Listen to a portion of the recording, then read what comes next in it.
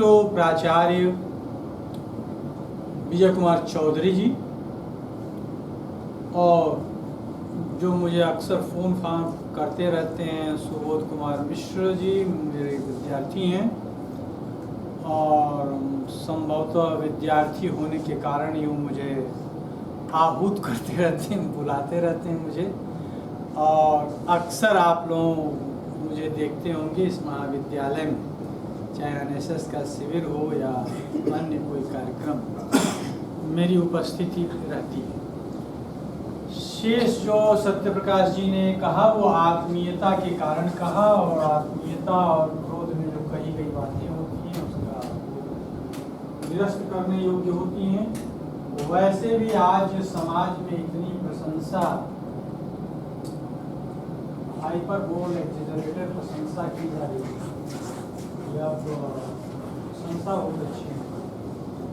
मैं विश्वविद्यालय में अध्यापक हूँ और पढ़ता लिखता रहता हूँ, इतने ही मेरा परिचय है। और पढ़ाई लिखाई करते रहना अपने आप में बहुत होता है, अच्छी होता है। तो आज 9 मई, आज ही के दिन महाराणा प्रताप का जन्म कुंभलगढ़ में हुआ था 1540 ईस्वी को। और वो आप सब जानते होंगे कि उदय सिंह और जयंता बाई की संतान थी। उनके कई भाई थे। उनके जीवन की एक बहुत ही महत्वपूर्ण बात यह है कि लोक ने उनका बहुत साथ दिया। लोक चित्त में या लोक में उनका बहुत ही मान रहा। लोक के कारण ही वो चित्तौड़ के राज सिंहासन पर उनका राज्याभिषेक हुआ, और कुंभलगढ़ में, गाउंड में भी हुआ। इसलिए कि उनके पिता अपने एक पुत्र जगमल को अपना उत्तराधिकारी मनोनीत करना चाहते थे, और लोक यानी सामंत और वहाँ जनमत के कारण ही पूरा जनमत और सभी सामंत महाराणा प्रताप के पक्ष में थे, जिसके कारण वो उदय सिंह के उत्तराधिकारी उदय सिंह जी के चाहते हुए भी नहीं हो पाए। और उसके बाद वो नहीं रुके चित्तौड़ में या कुंभलगढ़ में।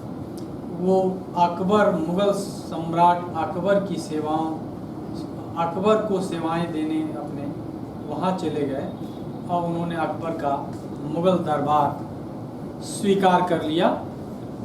और वहाँ रहते हुए चित्तौड़ पर आक्रमण करने के लिए या चित्तौड़ पर गढ़ पर आधिपत्य के लिए तरह तरह से उकसाते भी रहे। ये सही है कि उदय सिंह के काल में ही चित्तौड़ पर यानी 1568 ईस्वी में मुगल शासन हो गया था। यद्यपि जेम्स टाड और बहुत सारे इतिहासकार बहुत ही कमज़ोर उदय सिंह को बताते हैं, लेकिन जितना कमज़ोर वो बताते हैं उदय सिंह जी उतने कमज़ोर थे नहीं। उन्होंने अपने श्रेष्ठ प्रयत्नों से पूरा का पूरा प्रयत्न किया चित्तौड़गढ़ बचाने को, लेकिन अंततः वो बचा नहीं पाए, ये दूसरी बात है। और उसमें भी सिसोदिया राजपूतों ने अद्भुत शौर्य का परिचय दिया। उसमें जयमल और फतेह सिंह, यानी जिसको कहते हैं जगमल और पत्ता, दोनों शहीद हुए। बहुत ही बहादुरी से लड़े, और बहादुरी से लड़ते हुए वे वीर गति को प्राप्त हुए। जो जयमल थे वो पहले ही दिन वो घायल हो गए बारूद से, लेकिन घायलावस्था में घोड़े पर सवार होकर दूसरे दिन भी आए और युद्ध भूमि में मारे गए। फतेह सिंह भी मारा गया। अकबर किले में प्रवेश किया और बहुत ही नृशंस हत्याएं कराई, लेकिन उस नृशंस हत्या पर पर्दा डालने के लिए उसने जगमल और जयमल और पट्टा की मूर्तियां, हाथी पर सवार मूर्तियों को स्थापित कराया किले के दोनों दीवारों पर। आप सब जानते हैं कि 1572 ईस्वी में इनका राज्याभिषेक हुआ। राज्याभिषेक दो बार राज्याभिषेक हुआ। उसका कारण केवल उत्तराधिकार संघर्ष था, यानी राणा का उत्तराधिकार सहज नहीं था। अब गाउंड में अंतिम उनका राज्याभिषेक हुआ। उनके जो यश का जो आधार है, वो यश का आधार हल्दी घाटी में अदम्य साहस के साथ एक गैर बराबरी युद्ध लड़ना था, और दूसरा उसके बाद भी अकबर के सामने या मुगल सल्तनत के सामने न झुकना, और राजपूत तत्कालीन जो अकबर की पॉलिसी थी, राजपूत नीति, उससे सहमत न होना, उस पर हस्ताक्षर करने से साफ साफ इनकार कर देना। अकबर ने बहुत ही प्रयत्न किया कि वो हमारे मनसबदारों में शामिल हो जाए। उसके लिए उन्होंने आसफ खां, भगवान दास, स्वयं मान सिंह और टोडरमल को लगाया था, लेकिन किसी भी तरह से उन्होंने अपनी स्वाधीनता किसी भी सत्ता के चरणों में रखने से उन्होंने इनकार कर दिया। और ये जो स्वाभिमान है और गैर बराबरी का संघर्ष करने का है, वो बहुत बड़ी बात इसलिए है कि आसपास के सभी इलाके, रणथंभौर, आमेर, कारंजर, मालवा, सभी एक एक करके उस मसाल के सामने पतंगे की भांति निरस्त हो रहे थे। लेकिन बहुत बड़ा, पैट्रिमनी बहुत बड़ा था, लीगेसी बहुत बड़ी थी। राणा सांगा, राणा बप्पा रावल से लेके राणा सांगा होते हुए, और वो लीगेसी राणा प्रताप तक आती थी। और तब से स्वाभिमान ज्यों का त्यों बना रहता। तो स्वाभिमान अपना मूल्य भी मांगती है। संघर्ष यानी सत्ता के साथ संघर्ष जब प्रारंभ होता है तो उसका मूल्य आपको देना पड़ता है, और राणा प्रताप ने दिया। न मानने के कारण फिर हल्दी घाटी का युद्ध हुआ 18 जून को 1576 को। आप सब जानते हैं, आरावली पर्वत से घिरी हुई एक सकरे रास्ते में जो प्रवेश और भी जो उधर से आरावली पर्वत से आता था, जहां वागुंड से होते हुए एक छोटे दर्रे से उसमें प्रवेश किया जाता था।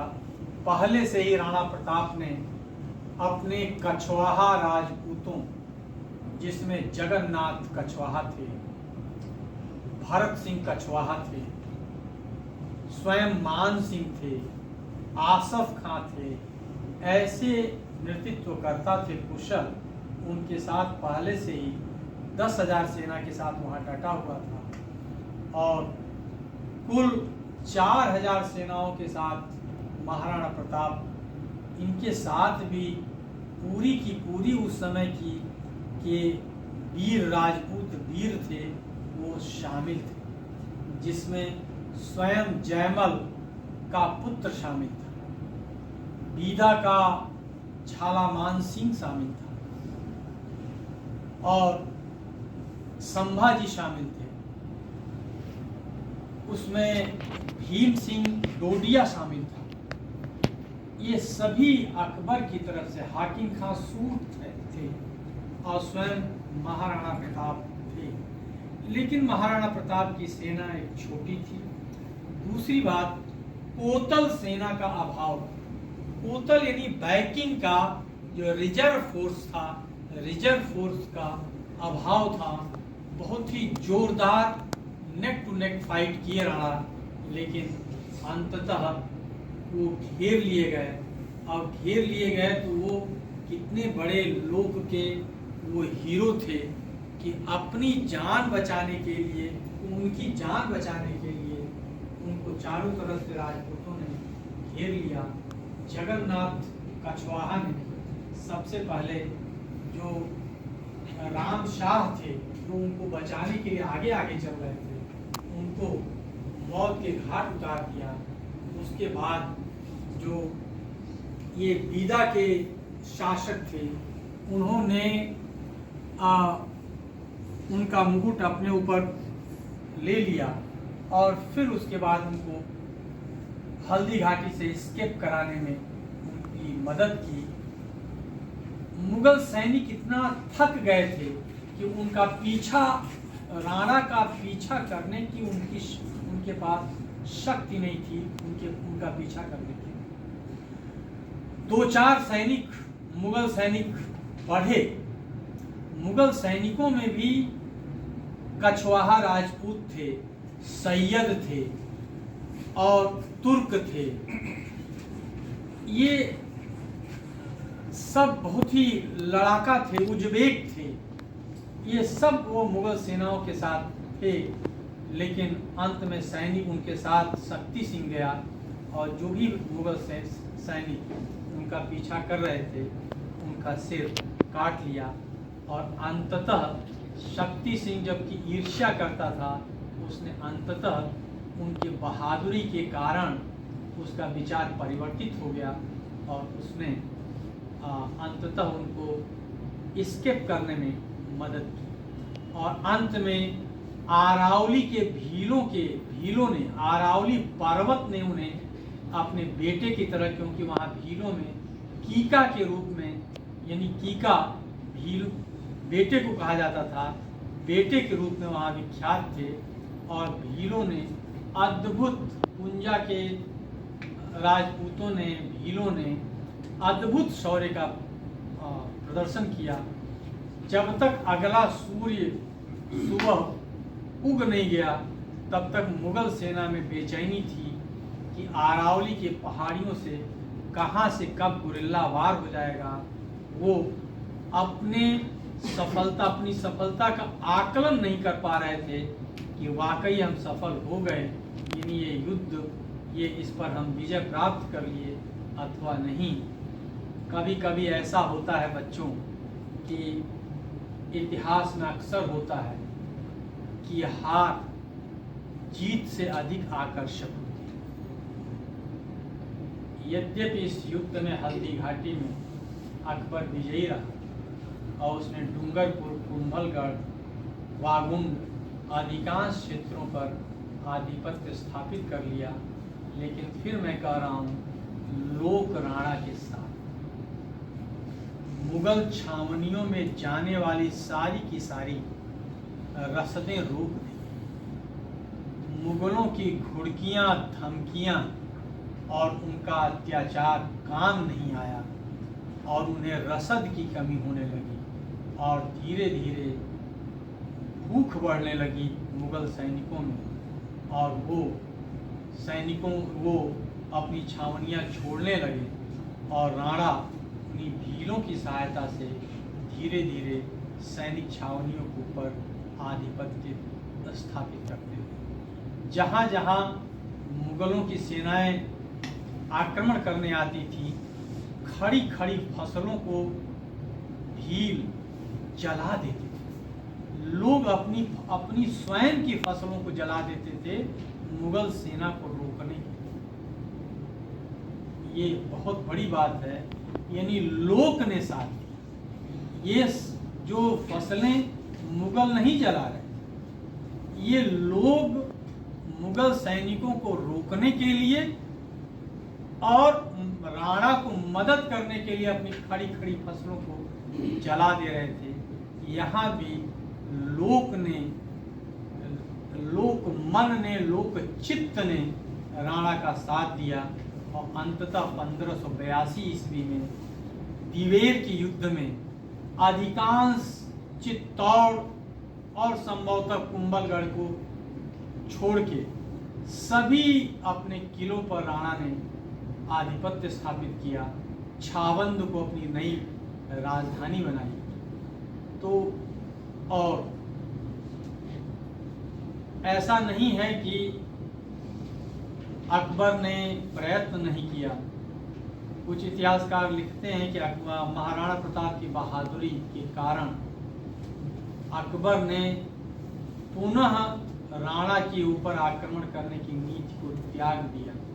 ऐसा नहीं है, उसने बार बार प्रयत्न किया, लेकिन वो बंगाल, बिहार और पश्चिमोत्तर में इतना स्वयं उलझ गया था, ऐसा नहीं कर पाया। इस युद्ध का कारण कई लोग धार्मिक या बताते हैं, कुछ लोग आर्थिक बताते हैं। कारण तो वो भी है, क्योंकि दिल्ली और गुजरात जाने वाले मार्ग में मेवाड़ की स्थिति ऐसी थी जो व्यापारियों के लिए सुगम भी हो सकता था, सुगमता भी प्रदान कर सकती थी और उसके लिए बाधा भी क्रिएट कर सकती थी। ये भी कुछ इतिहासकारों का कथन है कि गुजरात से जो हज करने मुस्लिम जाते थे, उन पर उनका जो रास्ता था वो एकदम से आसान नहीं था, बीच में उनके साथ लूट मार होती थी। लेकिन केवल धार्मिक और आर्थिक कारण नहीं था, सबसे बड़ा कारण था राजनीतिक कारण ही था, क्योंकि आसपास के सभी जो राज्य थे वो उनके साम्राज्य के अंतर्गत आ गए थे। बस मेवाड़ का राज्य भी ऐसा था जो नहीं था, अंतर्गत नहीं था। तो कोई भी जो शासक होता है उसकी ये इच्छा होती है कि वो अपने साम्राज्य का विस्तार करे, और बीच में कोई चुनौती देता है तो उसे किसी भी शासन सत्ता को अच्छा नहीं लगता है। तो हल्दी घाटी का युद्ध मुख्यतः राजनीतिक कारणों से था। ये प्रयत्न भी मान सिंह ने और भगवान दास ने बहुत किया, लेकिन अंततः उनको मनाने में असफल रहे। उससे मान सिंह की मुगल दरबार में बहुत ही कद घटा भी और उन्हें बंगाल भेज दिया गया। अकबर क्रुद्ध हुआ, क्योंकि लोगों ने आरोप भी लगाया कि ये उनको छूट प्रदान कर रहे हैं। तो ये जो एक स्वाभिमान के प्रतीक हैं राणा प्रताप, एक साम्राज्य के विरुद्ध अपना राज्य बचाने का उन्होंने प्रयत्न किया। बहुत ही अरावली पहाड़ियों में घूमते रहे, भीलों के यहाँ भोजन किए, बहुत उसका मूल्य चुकाए। और अमर सिंह ने भी वो लीगेसी थोड़ा वहन किया जो उनके पुत्र थे। उन्होंने भी राजपूत नीति के उस क्लाज पर हस्ताक्षर करने से इनकार कर दिया जिसमें वैवाहिक संबंध था, जिसमें सिजदा और पैबोस था, और जिसमें मुगल दरबार में उपस्थिति अनिवार्य था। जब मुगलों के यहाँ वो एक संधि हुई, उस संधि में उस क्लाज को उन्होंने मानने से इनकार कर दिया। वैवाहिक नीति, खान पान, सिजदा पैबोस और समय समय पर दरबार में उपस्थित होने से उन्होंने इनकार कर दिया, और मुगल दरबार में उसी पर समझौता भी किया। तो उन्होंने एक ऐसा आइकन सेट किया कि बाद में भी लोगों ने सत्ता से टकराने का और अपनी स्वाभिमान किसी बड़े साम्राज्य या बड़ी ताकत के कदमों में न रखने का एक जो हौसला था उसे बनाए रखा। मित्रों, ये बहुत बड़ी बात है। कुछ भी आपको मिल जाए लेकिन आपका स्वाभिमान न रहे, आपका अपना घर न रहे, झोपड़ी ही क्यों न हो, लेकिन वो बनी रहे। इतिहास के बहुत सारी परिभाषाओं में एक परिभाषा ये भी है कि अस्मिताओं के कारण इतिहास क्रिएट होता है। अस्मिता यानी आइडेंटिटी।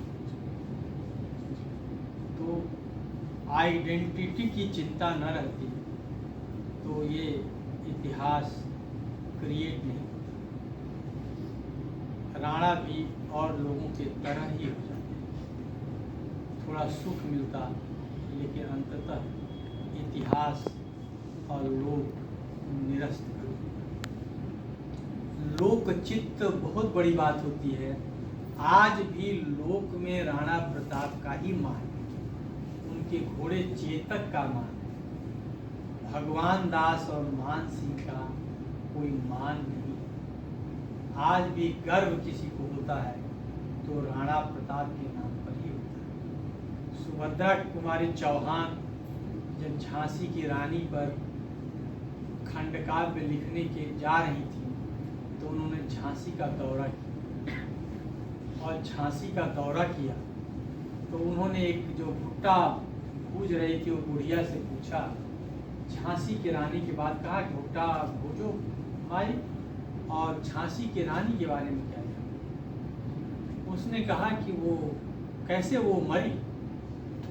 बुढ़िया ने कहा मरी कहाँ है, वो तो जिंदा है। कल ही साहब मैं देखा था, घोड़े के टाप उनकी सुनाई दे रही थी और मैंने देखा कि टप टप टप टप जा रही। तो ये लोक चित्त है। लोक चित्त में अब जीवित हैं। झांसी की रानी तो लोक चित्त में जीवित है। इसीलिए जो शौर्य बनता है, जो अस्मिता बनती है, इतिहास में उसके किनारे, उसके इर्द गिर्द अनुरंजक मिथक या कहानियां जुड़ जाती, और ये लोक चित्त कहानियों को बनाता है। वो कहानियां सही होती हैं, वो गलत होती है, लेकिन एक बात तो सही है, लोक में मान तो सही है ना, लोक में उसकी प्रतिष्ठा सही है। इसीलिए प्रतिष्ठा सही है तो अनुरंजक कहानियां भी बनाई जाएंगी कि उनके राणा, एक सज्जन, एक नवयुवक मिला था अभी एक दिन मुझसे पहले, और कहा कि राणा प्रताप की जो हाइट थी वो 12 फीट थी। तो वो मान रहा है, राणा प्रताप उसके हीरो हैं तो मान रहा है, कर रहा है 12 फीट की। तो 12 फीट के थे या नहीं थे ये डिबेट, लेकिन इतना तो तय है कि वो उसके हीरो। और अपने हीरो के विषय में, अपने जिसको मानता है आदमी, उसके विषय में अनुरंजक कहानियां गढ़ता है। इतिहासकार के लिए वो गलत हो सकता है, तर्क के कसौटी पर वो गलत हो सकता है कि झांसी की रानी अभी जिंदा नहीं या अश्वत्थामा जिंदा नहीं। लोक मान रहा है कि जिंदा है, तो लोक तो सच है कि उन लोक के आभ्यंतर में वो जीवित है। लोक के जो आभ्यंतर, जो उसका भीतरी लोक का चित्त है, उसमें झांसी की रानी, अश्वत्थामा जीवित है। उसी तरह से वो लोग मानता है कि वो 200 किलो की तलवारें उठा सकते थे, क्योंकि लोक चित्त को आप लोक चित्त कह रहा है, लोक मन कर रहा है, तो लोक ने उनको आज तक महाराणा प्रताप को उनके स्वाभिमान के कारण उन्हें गोद लिया हुआ है, उन्हें मान प्रतिष्ठा लिया हुआ है। तो इन्हीं शब्दों के साथ मैं ये बता रहा हूँ कि लोक चित्त और अस्मिताएं इतिहास में बहुत ही महत्वपूर्ण होती हैं। अंततः लोक जीतता है, शास्त्र जो होता है उसके आगे हमेशा निरस्त होता है। शास्त्र नियमों को बनाता है और लोग आगे बढ़ते हुए दूसरा नियम बनाता है, फिर उस लोक को देखकर नए नए नियम बनते हैं। इस तरह से लोक हमेशा शास्त्र का अग्रगामी होता है, शास्त्र के आगे चलता रहता है। Thank you very much.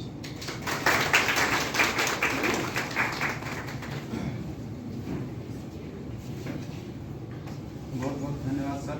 आपका यह सारगर्भित उद्बोधन हम सब के लिए निश्चय भविष्य के लिए लाभकारी सिद्ध होगा। और जैसा कि आचार्य चाणक्य ने कहा था कि पराजित राष्ट्र तब तक पराजित नहीं होता जब तक वह अपने संस्कृति और मूल्यों की रक्षा कर लेता है। और राष्ट्र कवि रामधारी सिंह दिनकर जी की वो पंक्तियाँ जो मेरे मानस पटल पर विचरण कर रही हैं कि वसुधा का नेता कौन हुआ, भूखंड विजेता कौन हुआ, अतुलित यश क्रेता कौन हुआ, नवधर्म प्रणेता कौन हुआ, जिसने न कभी आराम किया, निज विघ्नों में रहना किया। तो वसुधा का नेता वही होगा और ऐसे थे हमारे हिंदुस्तान महाराणा प्रताप। कार्यक्रम की इस अगली कड़ी में अब आज के इस अवसर पर मैं अध्यक्ष उद्बोधन एवं आभार हेतु आज उप प्राचार्य महोदय को सादर आमंत्रित करता हूँ।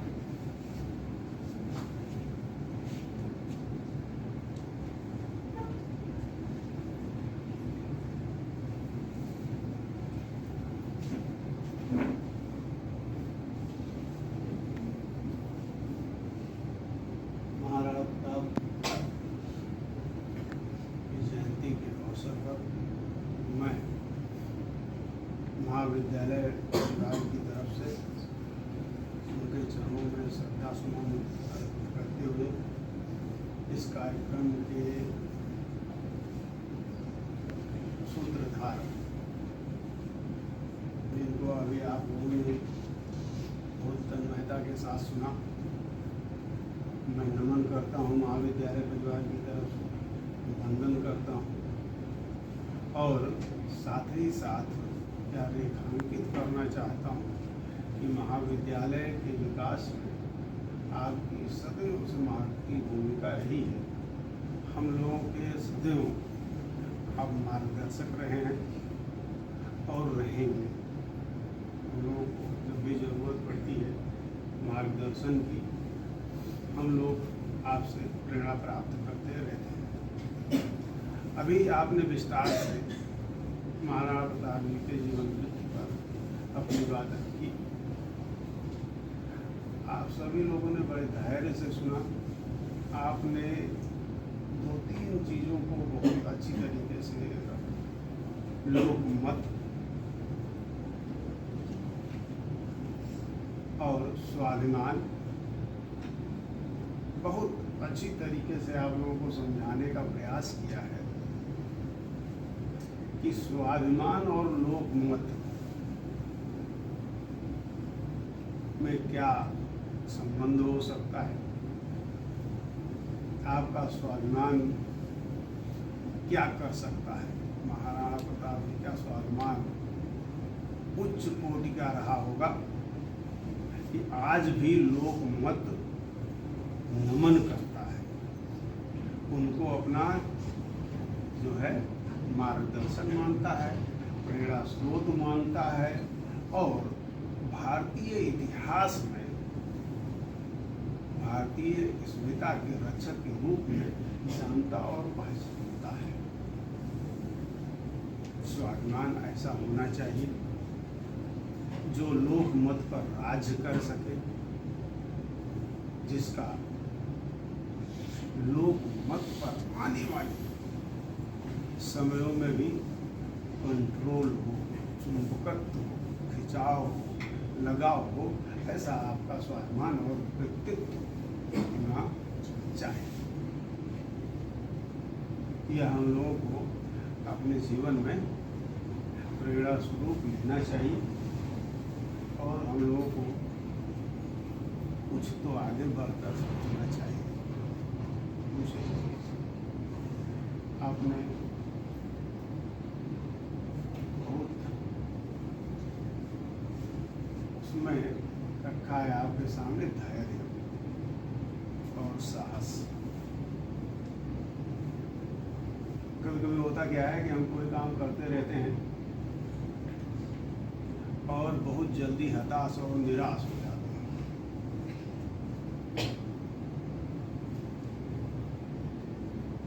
यदि उस समय मुगल एम्पायर के सामने, मुगल साम्राज्य के सामने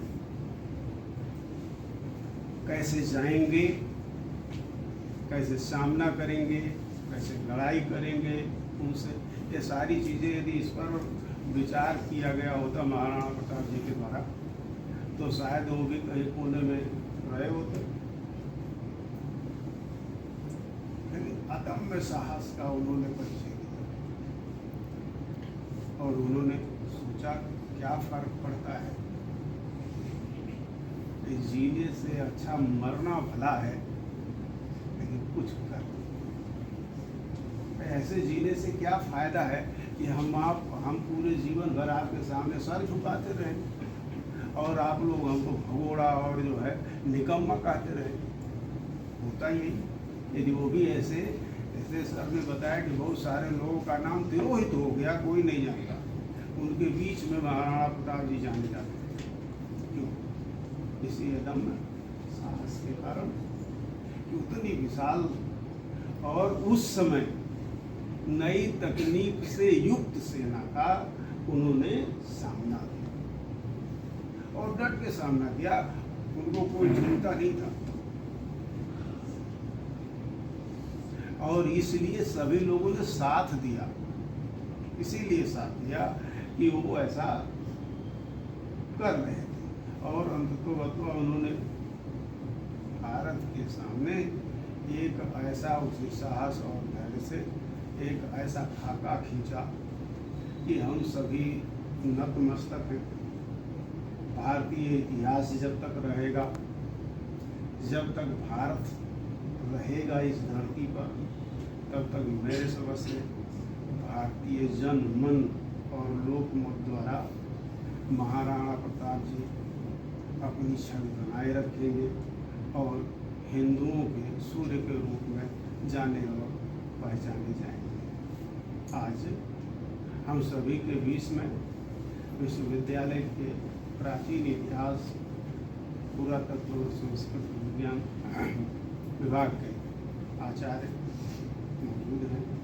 हम सभी का आपने आज पुनः एक बार मार्गदर्शन किया। आगामी भविष्य में जब हमें ज़रूरत पड़ेगी फिर हम आपके सामने एक बार पुनः आने के लिए, मार्गदर्शन के लिए मौजूद होंगे और हमें आशा है, पूर्ण विश्वास है कि सतत रूप से आपका मार्गदर्शन हमसे प्राप्त होता रहेगा। मैं महाविद्यालय परिवार की तरफ से सभागार में उपस्थित सभी के प्रति धन्यवाद करते हुए आपके प्रति श्रद्धानत हूँ और बहुत बहुत हृदय से धन्यवाद देता हूँ। ये सबों के साथ अपने वाणी को विराम देता हूँ। जय हिंद, जय भारत।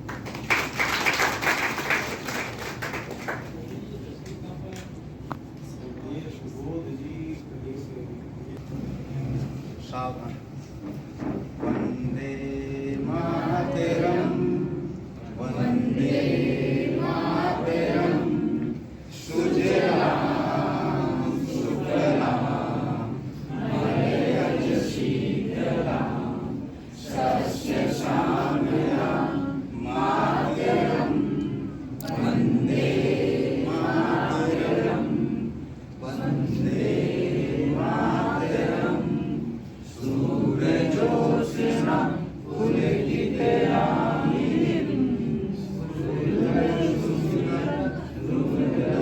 सुरसुरसुरसोनिनीं सुहासिनीं सुमधुरवासिनीं शुक्लां वरदां मातरं, वन्दे मातरं, वन्दे मातरं। कोटि कोटि कंठ कर कर निनाद करारे, कोटि कोटि भुजग कर कर वाले, अबले माँ तुम्ही अबले बहुबल धारिणी नमामि तारिणी त्रिपुर वारिणी मातरं, वन्दे मातरं, वन्दे मातरं। भारत माता की जय। भारत माता की जय।